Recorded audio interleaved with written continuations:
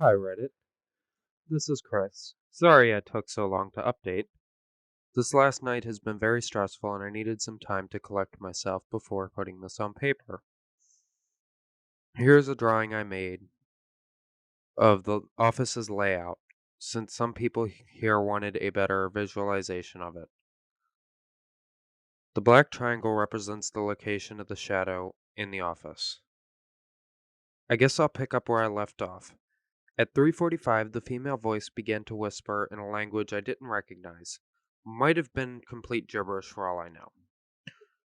Since from starting from a point to my left and seemingly changing directions as it spoke. I was planning to stay in the office and wait until 4:02 to unlock the door. But what started out as a whisper got louder and louder and louder until it began to actually hurt. The voice was all I could perceive. It came at me from every angle and seemed to scream directly into my mind. I realized that it had only been 2 minutes since it started speaking. And I'd go absolutely mad if I had to wait another 14. I ran out of the office, past the dust-covered reception desk, and into the short hall where I fumbled around with my keys to unlock the door. The screaming stopped as soon as I opened it. The interior of the room is hazy in my memory, but I can clearly recall a desk with a chair on either side illuminated in the middle of the room, so dark I couldn't see anything else. A woman sat at the far side of the desk. She motioned for me to come in and sit down across from her. Walking through the darkness was odd. My footsteps didn't make any noise, and my senses somehow seemed muffled. I had only just sat down when a male voice let out a distressed cry, and I sprinted back to the office without looking back. I made it back at 4 o'clock. I could not have spent more than 20 seconds inside that room. As I said in my last post, what happened between 4:01 and 4:02 really shook me up. I promised I'd write it down here. Maybe getting it on paper will help me stop remembering that thing. When the clock struck 4:01, I heard a blood-curdling, inhuman scream from the lobby.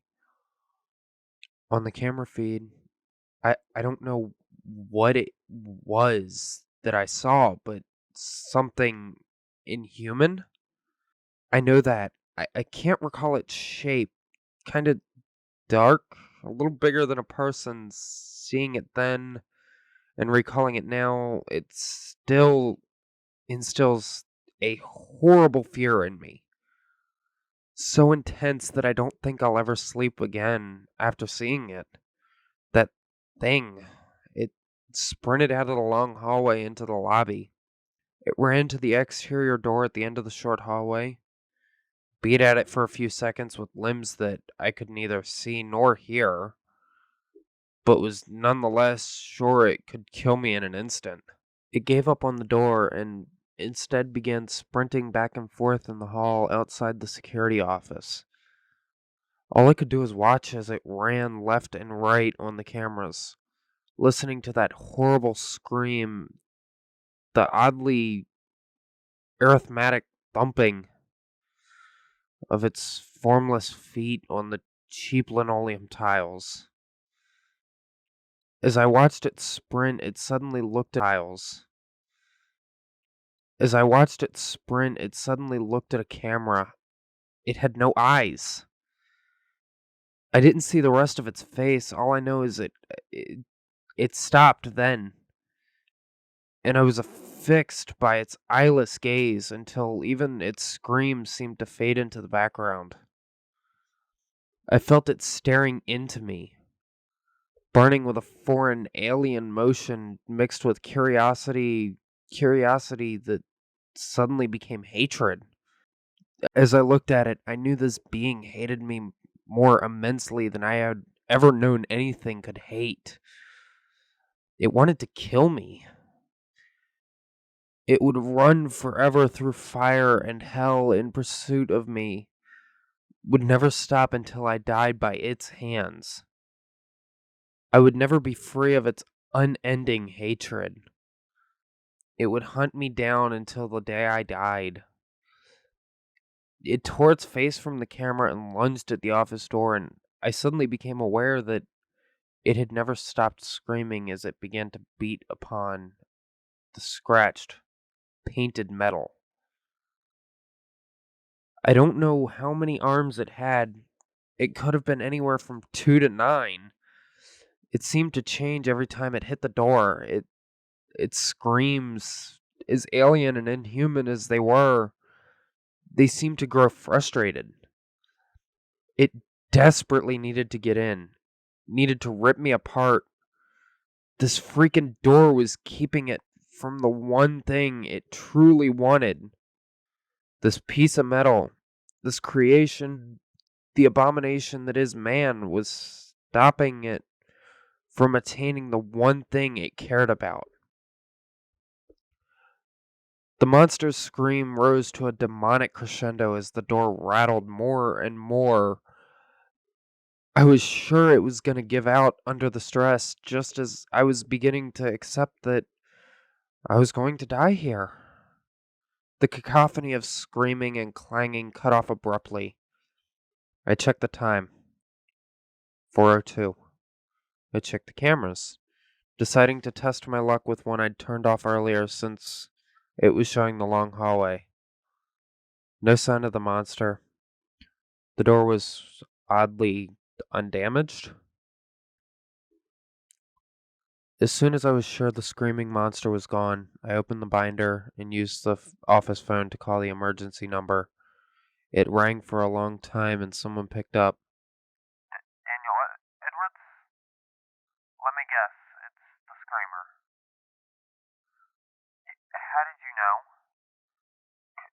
Comes at the same time every night and stays for exactly a minute.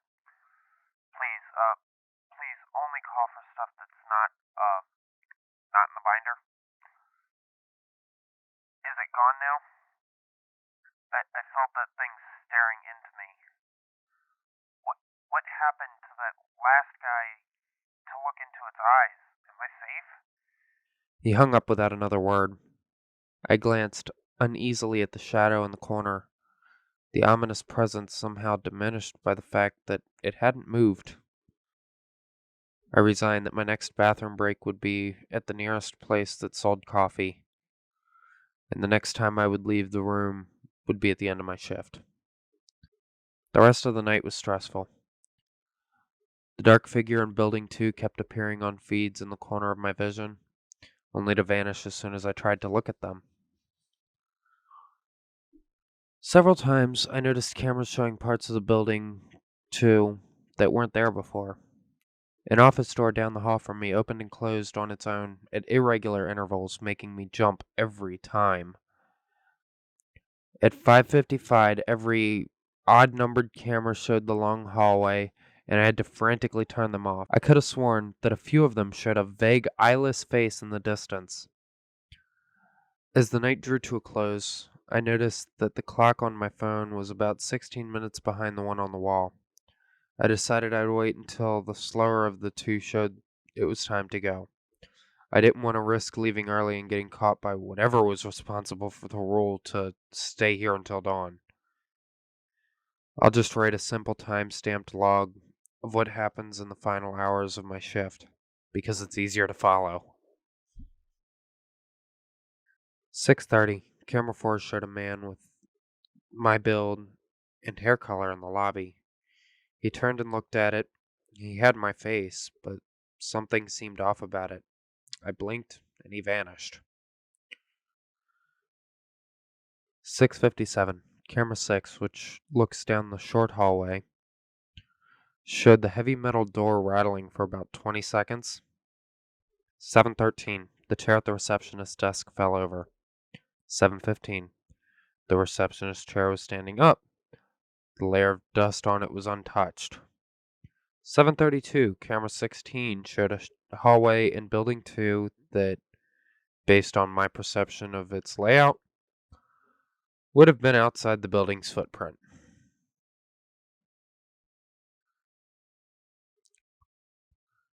"7:50. I noticed symbols or perhaps characters in a foreign language that appeared to be drawn in the dust on the receptionist's computer screen. An ancient CRT monitor with a beige plastic exterior. 8 o'clock. Symbols are gone. The shadow in the corner of the room has disappeared. Sunlight finally begins to slip around the edges of my shutters. My shift ended at 9, and you can be damn sure that I wanted to book it out of there as soon as I could. On my way from the office to the door, something in the long hallway caught my attention from the corner of my eye. As hard as I tried not to look at it, it forced me to turn my head. In the hallway, a long distance away, maybe 100 yards, maybe a few steps, distance doesn't really work right there, was a face. It had no eyes, just depressions in its skin, if it even had skin, where eyes should have been. And it grinned at me with human teeth. It took a huge amount of willpower, but I managed to pull my gaze away from it, open the shutter and the front door, unlock the gate, and drive away so fast that if there were cops in the area, I'd have my license taken away then and there. I threw the keys onto the ground in front of the door.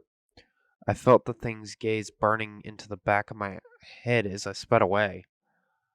It became less intense with distance, but I still feel it watching me now at home across the city. Faint, but not gone. I haven't slept. I haven't eaten. I tried to contact the company, but I can't find a damn thing about them online. Their website is gone. Google returns no results. And on Google Maps, there's no company listed at their address. There's no history of them on the job listing site. I even had the foresight to write down the emergency number in the binder, but calling it gives me an automated message telling me that the number is no longer in service. A check arrived in the mail earlier today. No return address, and the name on the check, Joshua Collins, wasn't enough to go off of. It came with a note.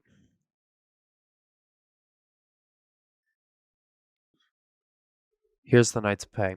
I have a feeling you won't be returning for another shift. Any residual effects you experience should disappear over the coming days. Thank you for working at Security Inc., a subsidiary of Extra Normal Containment Solutions. Joshua Collins, Project Lead."